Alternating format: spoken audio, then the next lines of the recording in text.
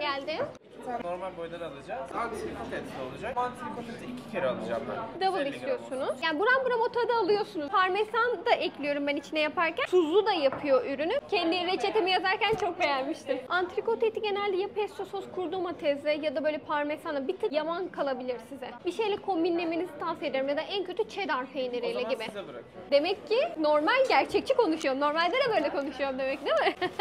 Ben pestocuyum. Eşim cheddarcı. O yüzden biz böyle bir ikiye ayrılıyoruz. Sizin damak zevkiniz hangisine yatkın? Pesto olsun. Pesto mu? İsim rica edebilir miyim? Antrikot et, mantar, tavuk. Peki. Ablam be, arkada bir yıkayıp getirebilir misin bana?